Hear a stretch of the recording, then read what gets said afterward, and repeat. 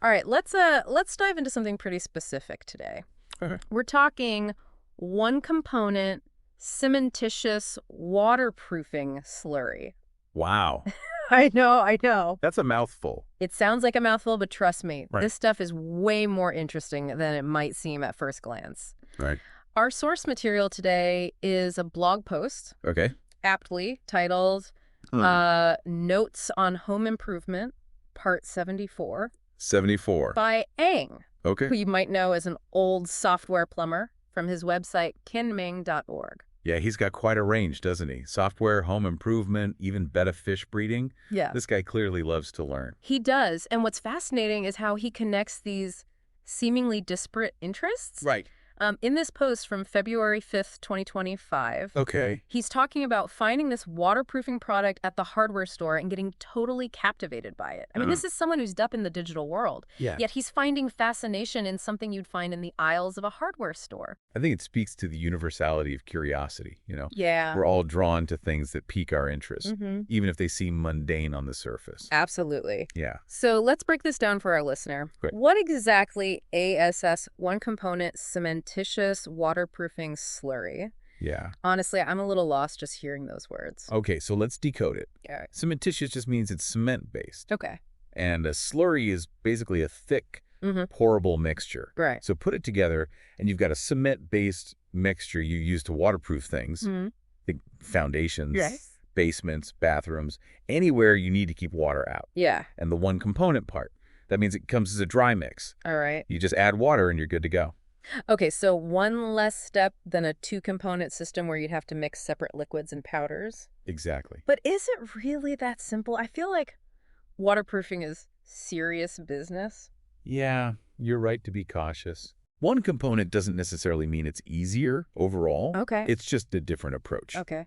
Two-component systems, where you've got that separate liquid polymer, Right. often offer more flexibility and strength. Okay. They're great for areas with a lot of hydrostatic pressure, like underground structures. I see. One-component systems, on the other hand, are generally easier to apply and can be good for smaller projects or DIY fixes. Got it. So there's actually some strategy involved in choosing the right system. Yeah, I guess it's about knowing your project and your comfort level. exactly. And this is where Ang's fascination with the product name comes in, right? He was really intrigued by how long and specific it was. Exactly. And I think that's something our listener can relate to. We've Yeah. all been there, standing in the hardware store, Right. staring at a product with a name that sounds like it came straight out of a chemistry textbook. Totally. Right. But Ang sees it as more than just jargon. Yeah. He sees it as a gateway to a deeper understanding. It's like he's saying, hey, if I can decipher this language, Right. I can unlock a whole world of knowledge about this material and what it can do. Absolutely. And this reminds me of something that often gets overlooked. What's that? One of the biggest advantages of a one-component system is that Yeah. because it's pre-proportioned, Right. there's less room for error during mixing. Yo. With two-component systems, Yeah. if you don't get the ratio just right, Mm-hmm. you can compromise the waterproofing properties. That's a great point. It seems like a one-component system could be a good choice for someone like me who's more of a DIY enthusiast than a seasoned pro. Exactly. Less room for messing things up. Exactly. And going back to the language Ang was talking about, understanding those technical terms empowers you to make informed choices. Right. It's like knowing the difference between espresso and latte. Yeah. You can order with confidence and get exactly what you want. That's such a great analogy. And it makes me wonder, what are some other situations where understanding the technical language can make a big difference in home improvement? I'm thinking about things like paint types, lumber grades, all those terms that can feel overwhelming if you're not familiar with them. You're hitting on something really important there. Okay. Because once you start breaking down that jargon, it's not intimidating anymore. Right. It's empowering. Yeah.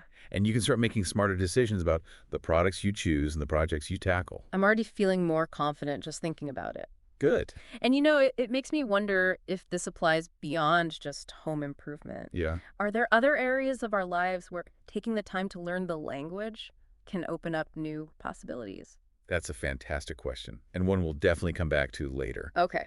But first, let's explore some more of what Ang discovered about this one-component cementitious waterproofing slurry. All right. What stood out to you in his post? Well, he mentioned using it to waterproof a planter box. It made me realize that waterproofing isn't just for big construction projects. Right. It can also be applied to smaller, everyday things. Yeah. And that's where it gets really interesting for me. I agree. Let's dive into that because, Ann's gardening experience might actually be influencing his interest in this product. It's Hmm. fascinating how all of Aang's interests kind of intertwine. He's not just a software guy dabbling in gardening. Right. He's applying his tech mindset to his plants. That's such a cool observation. Maybe his background in problem solving and efficiency makes him gravitate towards elegant solutions, Yeah, like this one component system. exactly. And remember, he breeds betta fish. Yeah. That requires a deep understanding of water chemistry and maintaining a delicate balance. Hmm. Waterproofing, Yeah. in a sense, it's about managing water as well, Right. just on a different scale. Wow, you're right. It's like he's bringing this whole other layer of expertise to his home improvement projects. Yeah. I bet that makes him a much more thoughtful and observant DIYer. Absolutely. It's a great example of how diverse interests can actually make you a better problem solver in any field.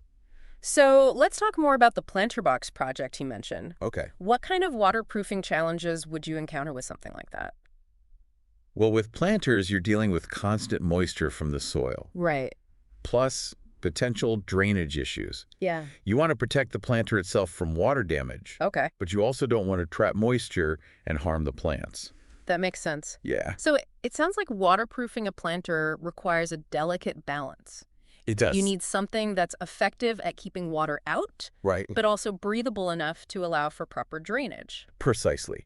And this is where understanding the properties of different waterproofing materials becomes crucial. Uh-huh. Some materials, like certain types of paints, Yeah. might create a barrier that's too impermeable, Uh-huh. essentially suffocating the plant roots. Okay, so you need a material that's waterproof but not too waterproof. That seems tricky. I'm guessing this is where that one component slurry comes in. It could be a good option. Cementitious waterproofing, Yeah. while effective at blocking water, Oh. is also porous enough to allow for some breathability. All right. Plus, it bonds well to concrete and masonry, Mm-hmm. which are common materials for planters. I see what you mean. Yeah. It's like finding that Goldilocks solution. Mhm. Not too dense, not too porous, just right for the job. Exactly. And that brings us back to the importance of understanding those technical terms we were talking about earlier. Right. Knowing the difference between impermeable and breathable, for example, Mm-hmm. can make all the difference in choosing the right product for your project. It's like having a secret decoder ring for the world of home improvement. Yes. Suddenly, all those labels and instructions start to make sense. Right. You can actually visualize how the materials will perform Yeah. and choose the best one for the task at hand. And I think that's what's so exciting about this whole Mhm. deep dive. Yeah. We're not just learning about one specific product. Mm-hmm. We're uncovering a whole way of thinking about problem solving, Okay. material science, Yeah. and even the intersection of seemingly unrelated fields like software development and gardening. It's like we're taking Aang's initial curiosity and amplifying it, showing our listener how one seemingly a random blog post can open up a whole universe of interconnected knowledge. And the best part is, Yeah. this is just the beginning. Right. This one example with the planter box Mm-hmm. is just a tiny glimpse into the vast world of waterproofing. Okay. There's so many other applications and challenges to explore. So where do we go from here? What are some other ways that waterproofing impacts our lives that our listener might not even be aware of? Yeah, it's amazing to think about how much we rely on waterproofing without even realizing it. Right. I mean, it's not just about keeping our basements dry. It's about protecting our homes, Mhm. our infrastructure, Right. even our history. You're absolutely right. Think about all the historic buildings and monuments that have stood the test of time. Yeah. A big part of their preservation is due to effective waterproofing techniques, Oh. both ancient and modern. Mm. It's this fascinating blend of science and artistry. Wow. I never thought about it that way. Yeah. It's like waterproofing is this silent guardian protecting our heritage and ensuring that future generations can appreciate these incredible structures. And it's not just about the past. Right. It's about the future as well. Okay. As we face challenges like rising sea levels and more extreme weather events, Right. waterproofing becomes even more crucial in designing resilient and sustainable buildings. That's a really important point. Yeah. It's not just about comfort and convenience. Mhm. It's about protecting our investments and ensuring the longevity of our structure. Exactly. And it's a field that's constantly evolving. Wow. New materials and technologies are being developed all the time, pushing the boundaries of what's possible in terms of waterproofing performance and sustainability. It makes you realize that even something as seemingly mundane as waterproofing is actually at the forefront of innovation. Yeah. It's this hidden world of engineering and problem solving that most of us never even think about. That's what makes this deep dive so rewarding. Yeah. We're taking something that's often overlooked and revealing the complexity, the Mm. ingenuity, Right. and the sheer importance of it. So, as we wrap up our exploration of one component cementitious waterproofing slurry, Yes. what's the one thing you hope our listener takes away from this deep dive? I hope they come away with a newfound appreciation for the science and artistry of waterproofing, Okay.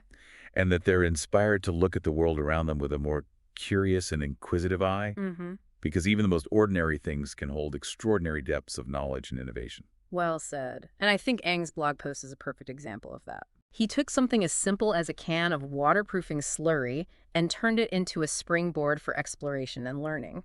It's a reminder that curiosity is a powerful tool. Yeah. It can lead us to unexpected discoveries, Mm. broaden our perspectives, Right. and ultimately make us more engaged and informed citizens of the world. So to our listener, Yeah. we encourage you to embrace your own curiosity. Mm-hmm. Don't be afraid to dive deep into those topics that pique your interest. Right. No matter how niche or seemingly mundane they might appear, Yeah, you never know what fascinating insights you might uncover. exactly. And who knows? Yeah. Maybe you'll even inspire someone else to embark on their own deep dive Mm-hmm. into the world of one component cementitious waterproofing slurry. Or any other topic that sparks their imagination. Because that's the beauty of learning. It's a never-ending journey of discovery. Absolutely. Thanks for joining us on this deep dive. Of course. Until next time, keep exploring, keep learning, Mhm. and keep those questions coming.